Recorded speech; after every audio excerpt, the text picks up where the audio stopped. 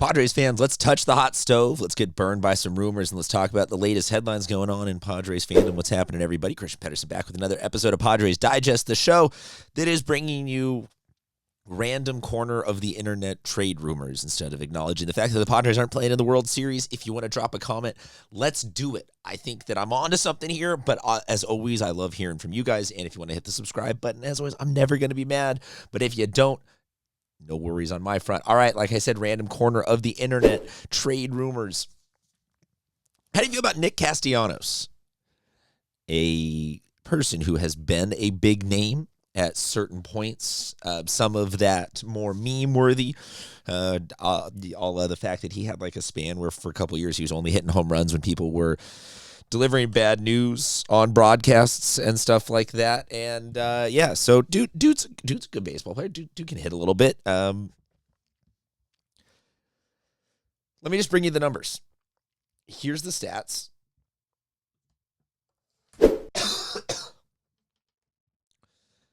He didn't have necessarily a marquee year with the Phillies, and so the rumors that seem to be the A leads to B leads to C here is that the Phillies last year in their collapse down the stretch and kind of falling apart at the end of the season, they were trying to figure out what's going on with the outfield was one of the main issues, and Castellanos wound up kind of being odd man out due to not having the greatest year of his career and the year that they were hoping he was going to end up having. So we've started to see some headlines circulating around that he has retained new representation, that he has started the process of kind of being ready and able to handle a change. Dipping the toes in, just like saying that this is where there's smoke, there is fire. Here's what we've got. Well, here's what he is dealing with. $20 million. That's the number for a 34-year-old Nick Castellanos who's a .250 hitter, 15 to 20 home runs. Okay, not the most favorable, but I think if you're doing the math here, I don't think a ton of teams are going to look at that and be like, oh, you know what we should do is go get Nick Castellanos. I don't think the market is huge for him. I think there's a fair amount of teams that will probably take a flyer. I would be curious if the Phillies, if Castellanos really is odd man out on this, and then you wind up with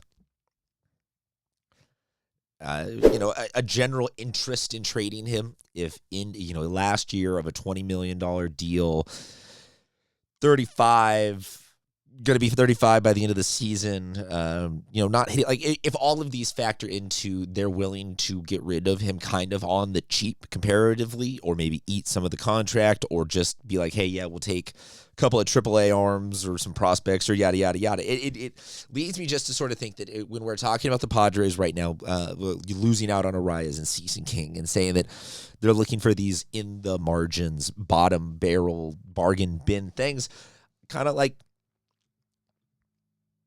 these numbers. This is not like the greatest thing to happen to the Padres opportunity-wise, but maybe saying we were missing out on home runs is oversimplifying the problem the Padres have, which is they just can't seem to win big games. But missing out on home runs certainly was a thing that the Padres were doing all season long, and adding a guy who can be 90% the DH, also platoon out in the outfield when inevitably somebody tweaks a hammy or needs a night off or something like that. I don't hate it. It is the best option and opportunity that I have so far seen come forward out of the rumor and trade mills, because sometimes you get these headlines where it's like, oh, Padres linked to Scooball or to this or that. It's like, no, that's the old ownership. That's not the new ownership. New ownership, we're linked to this kind of stuff. But in coupling this Castellanos rumor with a headline that I saw here, Talking Friars is always doing a great job with the TLDR of summarizing articles. New York Times their reporter.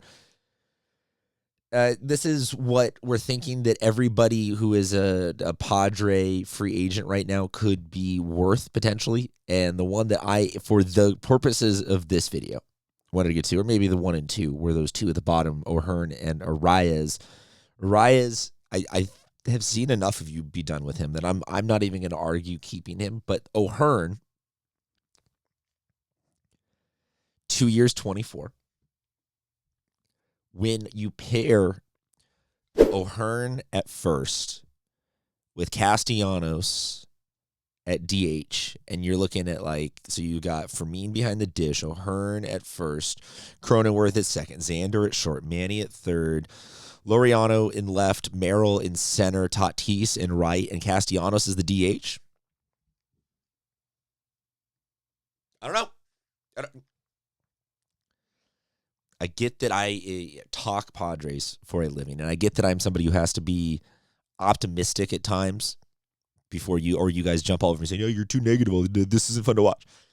Okay, let's be optimistic. I think that still is a lineup that maybe still needs some pieces behind it to be, who's going to be the glue guy, who's going to be the off day guy for the DH, the first. It's obviously not a bulletproof lineup, but kind of say it again.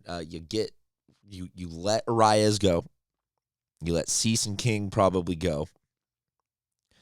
We do a trade to pick up some Castellanos salary, give up some prospects, get O'Hearn at $12 million a year. We've got Musgrove coming back. So Musgrove and Pivetta for sure at the 1-2. Got the makings of a team there. I still think that the pitching situation is going to take care of itself come the regular season when some teams move out of contention. But I don't know. That's just kind of, for as much as I was saying at the beginning that this was goofy headlines out of the corner of the internet being like, "Oh, that's random. People just need clickbaity things to talk about during the offseason." At the end of thinking about all of this and getting ready to talk with you guys about this, I kind of talked myself into